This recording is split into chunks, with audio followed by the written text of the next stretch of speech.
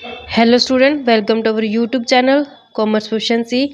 आज की क्लास में हम कवर करेंगे थर्ड रेशो जो बनती है हमारे पास एक्टिविटी रेशो। इससे पहले वाली क्लासेस में मैंने आपको दोनों रेशो कवर करा दी है, लिक्विडिटी रेशो और सॉल्वेंसी रेशो है। टोटल कंप्लीट हो चुका है विद एग्जांपल। अगर अभी तक आपने लास्ट वीडियोज़ नहीं देखी देखिए, ताकि आपकी स्टडी में कंसिस्टेंसी बनी रहे।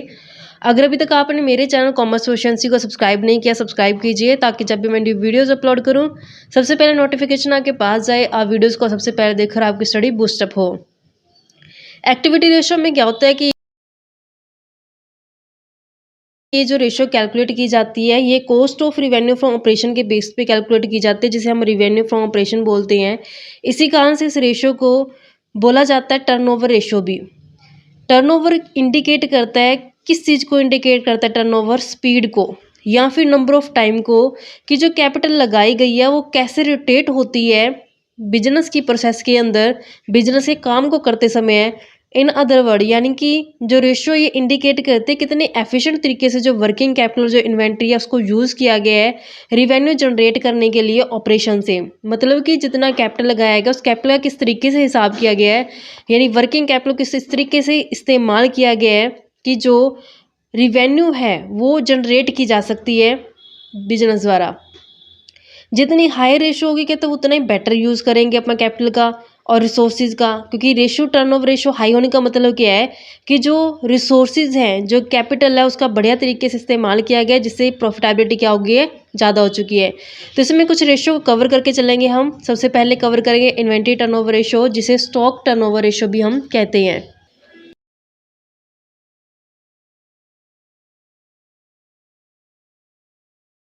इन्वेंट्री टर्नओवर रेशो हम देखेंगे कि इन्वेंट्री को कितना टाइम लगता है रिवेन्यू के अंदर कन्वर्ट होने में। कहते हैं जो ये रेशो इंडिकेट करते हैं relationship between cost of revenue from operation, जिसे कॉस्ट ऑफ गुड्स सोल्ड बोला जाता है, during the year and average inventory cap during the year.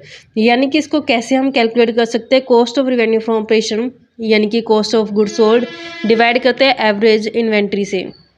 तो जहाँ यहाँ पे इन्वेंट्री जो आएगा वो टाइम्स में आएगा, यानी कितने टाइम में जो इन्वेंट्री कन्वर्ट हो जाता है रिवेन्यू के अंदर, तो उसको हम यहाँ पे कैलकुलेट करेंगे। अब cost of revenue from operation को कैसे कैलकुलेट कर सकते हैं, जिसे कॉस्ट ऑफ गुड सोल्ड बोला जाता है। Cost of revenue from operation calculate करने का तरीका होता है, जब हम ओपनिंग स्टॉक में परचेज को ऐड कर देते हैं, जो डायरेक्ट एक्सपेंसेस जिसमें कैरेज आ जाता है, वेजेस आ जाते हैं, अदर डायरेक्ट चार्जेस आ जाते हैं, ऐड करके हम क्लोजिंग इन्वेंट्री को माइनस कर देते हैं, तो हमारे पास cost of revenue from operation आ जाता है। या फिर दूसरा तरीका होता है इसको कैलकुलेट करने का, जब हम रिवेन्यू फ्रॉम ऑपरेशन में से ग्रॉस प्रॉफिट को माइनस कर देते हैं। अगर लॉस है तो वो क्या हो जाएगा, ऐड हो जाएगा। प्रॉफिट को क्या कर देंगे, माइनस कर देंगे, अगर लॉस के केस में इसको ऐड कर दिया जाएगा। तो ये दो तरीके हैं जिसकी हेल्प से हम क्या कैलकुलेट कर सकते हैं, रिवेन्यू फ्रॉम ऑपरेशन को कैलकुलेट कर सकते हैं। तो यहाँ पे दोनों तरीके में से कोई मर्जी तरीका अडॉप्ट कर लो, cost of revenue from operation है जो सेम ही आएगा। तो एवरेज इन्वेंट्री कैसे कैलकुलेट करते हैं? एवरेज के लिए मुझे ओपनिंग और क्लोजिंग इन्वेंट्री को ऐड करके डिवाइड कर दें 2 से, तो मेरे पास क्या आ जाएगा, एवरेज इन्वेंट्री आ जाएगा। तो यहाँ पे कहते हैं कि नोट के अंदर जो लूज टूल्स हैं, स्टोर्स एंड स्पेयर्स जो होती हैं, वो एक्सक्लूड किए जाएंगे, यानी कि उनको शामिल नहीं करेंगे हम इन्वेंट्री के अंदर, जब इन्वेंट्री टर्नओवर रेशियो जो कैलकुलेट किया जाएगा। इसका ऑब्जेक्ट या फिर सिग्निफिकेंस क्या बनता है? कहते हैं जो ये रेशियो है ये इंडिकेट करके चलती है कि जो इन्वेंट्री है क्या वो एफिशिएंट यूज़ हुई है या नहीं हुई। मतलब कि जो इन्वेंट्री है उसका इस्तेमाल सही ढंग से किया गया या नहीं किया गया।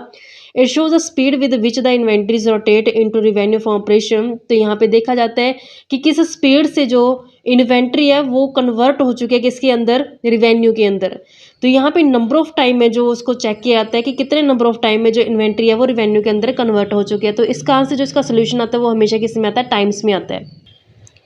जितनी हाई रेशो होगी उतने बेटर है, क्योंकि इंडिकेट करता है कि इन्वेंट्री क्या हो रहा है, जल्दी से सेल हो जा रहा है, यानी क्विकली सेल कर पा रही है जो कंपनी है अपने इन्वेंट्री को।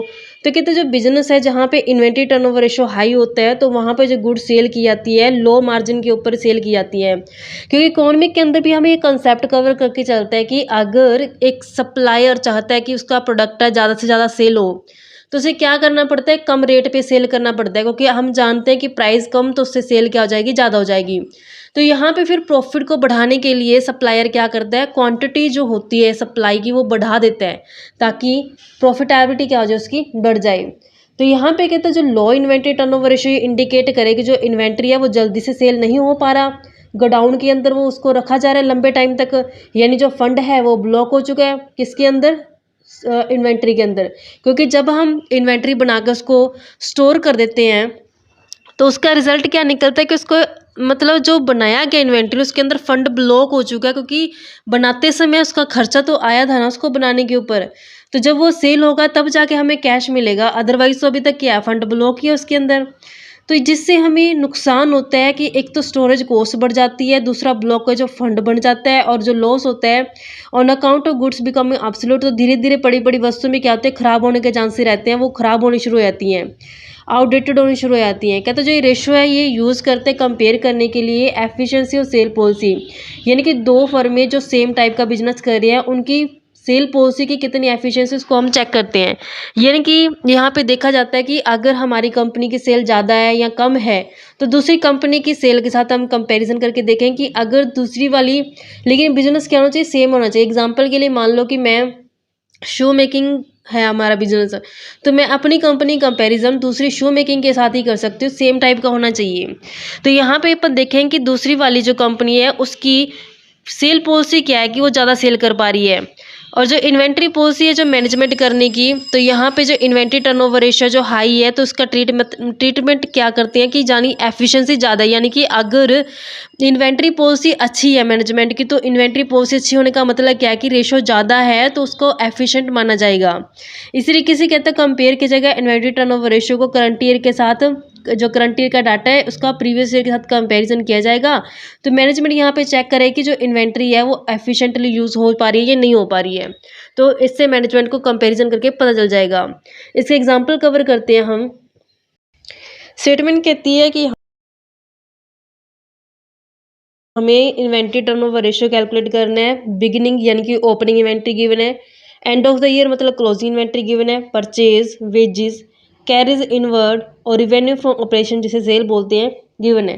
तो हमें इन्वेंट्री टर्नओवर रेशियो के लिए क्या चाहिए होता है, एक तो cost of revenue from operation जिसे कॉस्ट ऑफ गुड्स सोल्ड बोला जाता है, और दूसरा average inventory. Cost of revenue from operation calculate करते हैं। Cost of revenue, cost of revenue from operation,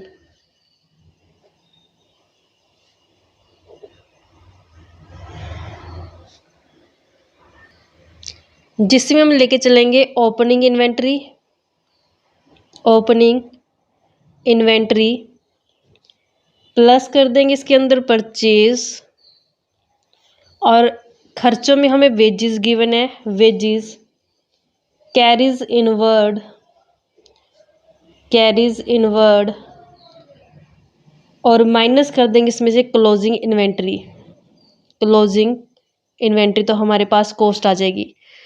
तो ओपनिंग इन्वेंट्री हमें गिवन है 90,000, परचेज गिवन है 2,30,000, वेजेस गिवन है 70,000, कैरीज इनवर्ड गिवन है 20,000, क्लोजिंग इन्वेंट्री गिवन है 1,10,000 से सोल आउट करके हमारे पास आ जाएगा 3 लाख रुपये कॉस्ट।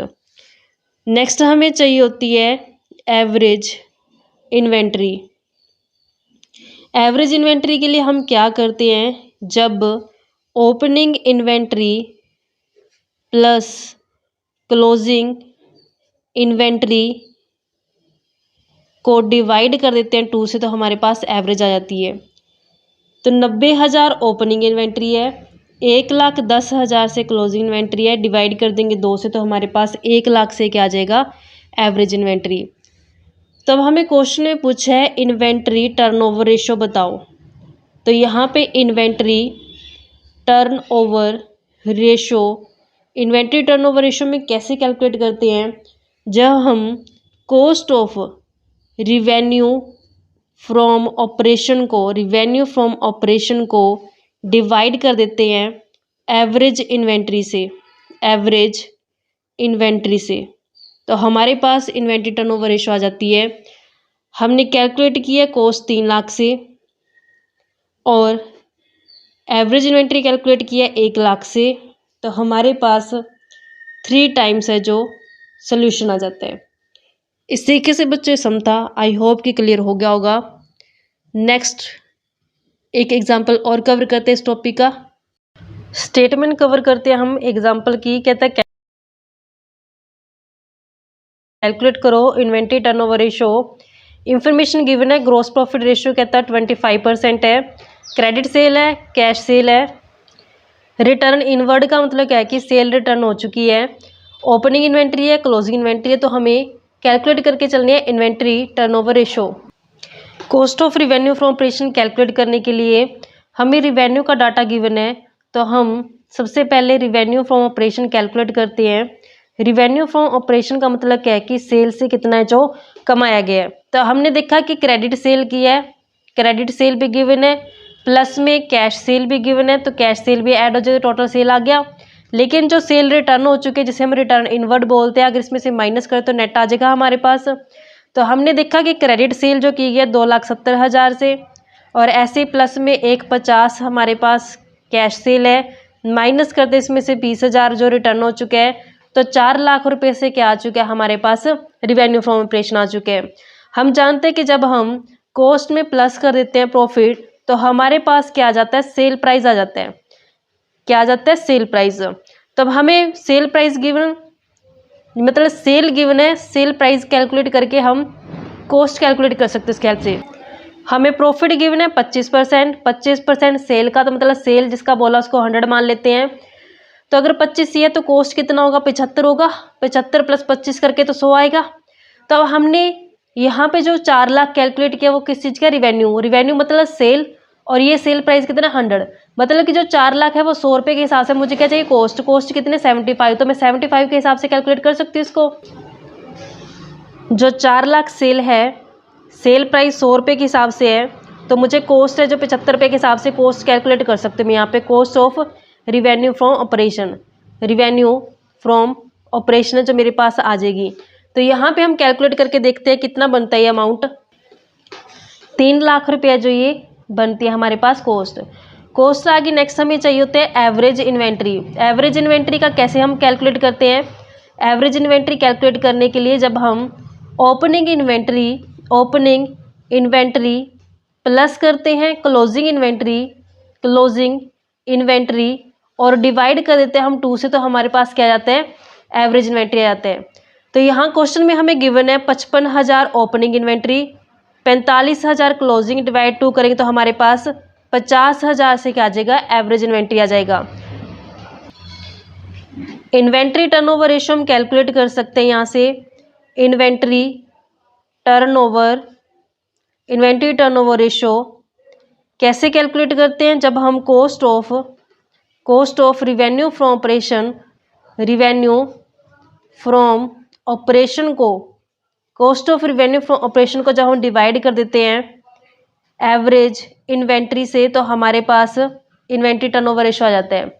3 लाख हमने कॉस्ट कैलकुलेट की है और एवरेज कितना किया है, 50,000 एवरेज इन्वेंट्री, तो 6 टाइम्स क्या आ चुका है हमारे लिए, इन्वेंट्री टर्नओवर रेशियो हो चुका है। इस तरीके से बच्चों ये सम था। एक एग्जाम्पल और कवर करते इस टॉपिक का, स्टेटमेंट कवर करते एग्जाम्पल की। कहता है गिवन इंफॉर्मेशन से हमने कैलकुलेट करना है इन्वेंट्री टर्नओवर रेशियो, जिसमें रिवेन्यू फ्रॉम ऑपरेशन गिवन है, सेल 2 लाख से, ग्रॉस प्रॉफिट है जो 25% किस चीज़ का, कॉस्ट का, और ओपनिंग इन्वेंट्री है जो 1/3 है वैल्यू ऑफ क्लोजिंग इन्वेंट्री का, और जो क्लोजिंग इन्वेंट्री है वो 30% है रिवेन्यू फ्रॉम ऑपरेशन का। तो हमें रिवेन्यू फ्रॉम ऑपरेशन दे रखा है, यानी कि सेल दे रखी है, तो सेल की हेल्प से हम क्या कैलकुलेट करेंगे, कॉस्ट कैलकुलेट करेंगे, क्योंकि हमें प्रॉफिट किस चीज़ का दे रखा है, कॉस्ट के ऊपर दे रखा है। तो हम कैलकुलेट करते हैं इसे। हम जानते हैं कि जब हम कॉस्ट में प्लस कर देते हैं प्रॉफिट को, तो हमें पता चल जाता है सेल प्राइस। तो हमें यहाँ पे जो प्रॉफिट गिवन है 25% प्रॉफिट ले लेंगे, लेकिन जिस चीज़ के ऊपर होता है कहते हैं 25% ऑन कॉस्ट, जैसे कॉस्ट का, तो कॉस्ट को क्या ले लेंगे, 100 ले लेंगे। अगर सेल प्राइस का होता तो मैं सेल प्राइस को 100 ले लेती। यहाँ पे 25% ऑन कॉस्ट बोला तो कॉस्ट को मैंने 100 ले लिया, तो 125 दे रखे हैं। अब हमें क्वेश्चन के अंदर रिवेन्यू फ्रॉम ऑपरेशन गिवन है, रिवेन्यू फ्रॉम ऑपरेशन गिवन है। रिवेन्यू फ्रॉम ऑपरेशन का मतलब क्या होता है कि ये हमें सेल गिवन है। सेल कितनी गिवन है, 2 लाख रुपए से, तो 2 लाख रुपए सेल गिवन है और सेल प्राइस कितना है, 125। तो यहाँ से मैं cost of revenue from operation है जो कैलकुलेट कर सकती हूँ। Cost of revenue from operation है जो कैलकुलेट कर लेंगे हम कॉस्ट की हेल्प से। कॉस्ट कितनी है, 100। अब मैंने देखा कि 2 लाख तो सेल है और सेल प्राइस कितना है, 125। तो मुझे किस हिसाब से निकालने कॉस्ट कितने मेरे पास 100, तो मैं 100 रुपये के हिसाब से इसको कॉस्ट में कन्वर्ट करती हूँ। तो 1,60,000 से हमारे पास क्या आता है, cost of revenue from operation आ जाते हैं।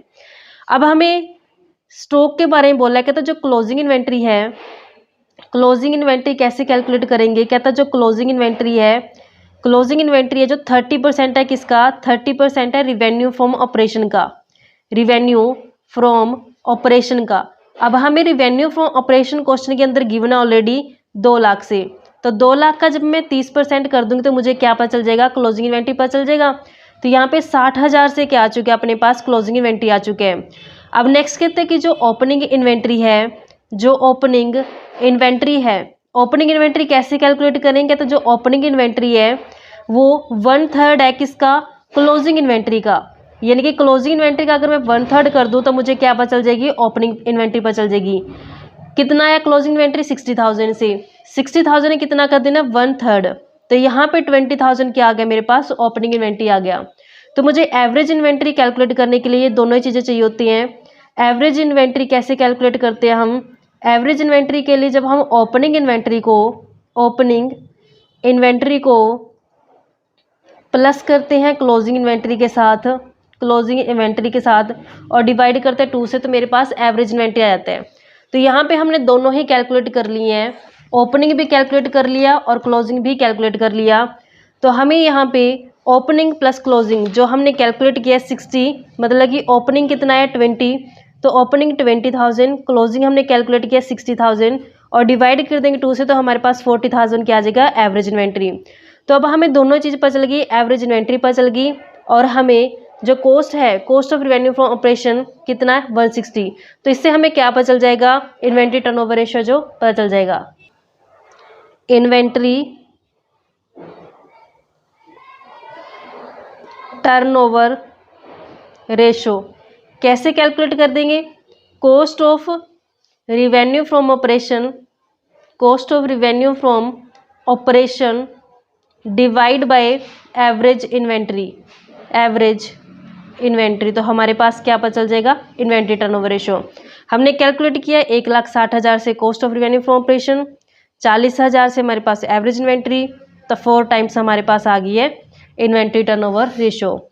इस तरीके से बच्चों समझा, आई होप कि आपको क्लियर हो गया होगा। ऐसी नेक्स्ट क्लासेस में हम इसके रेगुलर टॉपिक कवर करेंगे। ऐसे रेगुलर वीडियो देखने के लिए आप मेरे चैनल कॉमर्स प्रोficiency को सब्सक्राइब, लाइक एंड शेयर करें।